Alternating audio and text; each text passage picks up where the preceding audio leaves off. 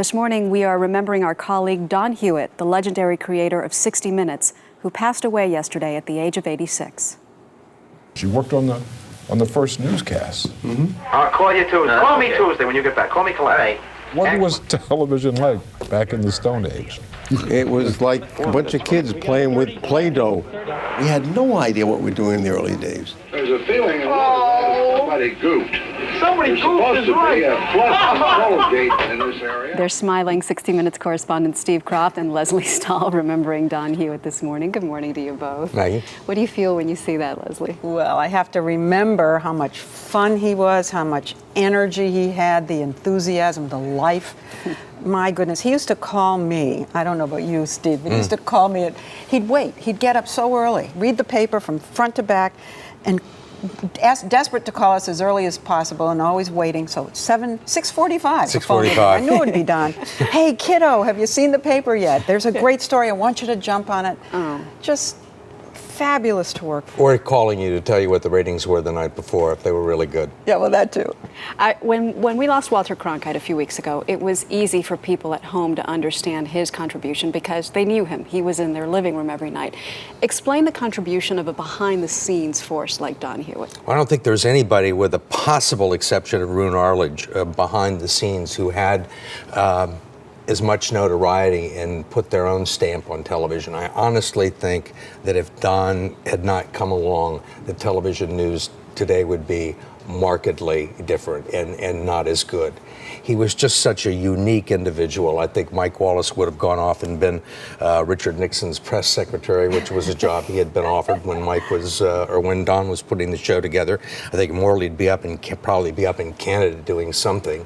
And I think you would have missed the contributions that Don made, and you would have missed 60 Minutes. We have a clip of, Leslie, your very first report on 60 Minutes. You went undercover to Romania to do a story on children who were being sold for adoption, and I know it's a piece that Don loved. Let's show everybody. If you're a reporter and you don't want to be recognized by the hundreds of Americans in Romania trying to adopt a baby, you do what I did. You wear a black wig, you get your cameraman to pose as your husband, and you record the whole unbelievable scene with a home video camera. Why did he love it so much? One of the reasons he loved it, not only because it was show busy, because I wore the black wig, but because it was newsworthy. I mean, we were doing a very serious story. A lot of people talk about how Don introduced entertainment into news stories. But the truth is, Don was a newsman first. And people forget that. He had produced Walter Cronkite's Evening News. He'd done the first political debate, presidential debates, all the election nights, all the conventions. He brought news values, news sensibilities. He was a good newsman himself. Yeah. And people always say, how come 60 Minutes has endured? And I think that's the reason. Don brought journalism to 60 Minutes first. And I know that you were the first American journalist to visit the Chernobyl nuclear facility back in 1990, and you say that Don started to take you seriously after this piece. That was my first season, and I think he thought that I had a future on the show after we went. Let's watch a little bit of it, Steve. Today, Pripyat is a nuclear ghost town. The only sign of life is the music, piped in continuously to keep the decontamination crews that have to be here from going crazy. Did you work closely with Don on that piece? Actually, Don made very few changes to it. I worked with Bill McClure, who was one of the very first 60 Minutes producers that Don hired, who was a great cinematographer mostly, but Don made some improvements. He always made improvements on it. I think he was a fantastic editor, and it's been said that he, along with Ben Bradley of the Washington Post and Abe Rosenthal of the New York Times, were the best editors of the last half of the 20th century, and I believe that's true. Help people at home understand what that means. What does an editor do that makes such a big difference? Well, in our case, we go off with a producer and do a story, and we shoot it, and we may edit it 3 or 4 different ways before we actually take it in and show it to Don. Showed it to Don, and Don would sit there and watch it for the first time, and he'd say, I don't like that, I want that taken out, I want the top to be the bottom and the bottom to be the top, and move the middle over here.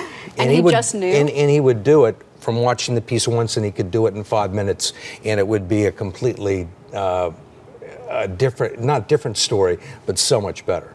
I met him only briefly, so I didn't know until I saw the pieces yesterday how hot-headed he could be. But I'm sure you both knew that very well. I remember when I moved to New York to work for him from Washington, where people just didn't shout at each other. It wasn't done. And that was the way people conversed at 60 Minutes, was shouting. And you had to get into that if you wanted to be part of the team. It was just the way it was. Let's show this clip. I love it, with him and Mike Wallace. Take a look. We've been doing this for 25 years. And I don't think we've had half a dozen battles in 25 years. I mean, real battles. We fight over things like this all the time, but never anything more than this.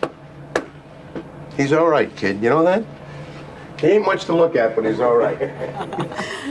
If you didn't fight, you know, it kind of was you didn't care enough. I don't know. It was part of his caring about how he was so meticulous about every aspect of our pieces, too. And he cared about everything. And that's what the yelling meant. It was yelling, and it was arguing, it was debating, it was arguing journalistic points. Exactly. And the discussions could go on for hours and hours. And Don always said, I would never hire anybody, you know, who wasn't willing to argue with me. Engage in a if they thought that I was healthy wrong. Right. back and forth. In the last seconds, what will both of you miss most about him, Steve? Oh, his just his presence. But you know, it's very funny, and I'm sure Leslie feels the same way. I can't sit down at a typewriter or a computer screen and write something without hearing his voice. I think it was just his enthusiasm for living, and he infected everybody around him with it. I mean, when somebody called me yesterday and said, I think Don's going to die soon, I was shocked. Don Hewitt, he was a life for it, the energy. So I think of him and I do smile because of that, because he was fun. Right. Because he knew how to love us. He did. We loved him. He had a great life, and as his wife Marilyn told me yesterday, he really enjoyed it. Nobody enjoyed it more than Don did. Steve Kroft, Leslie Stahl, thank you. Good to have you.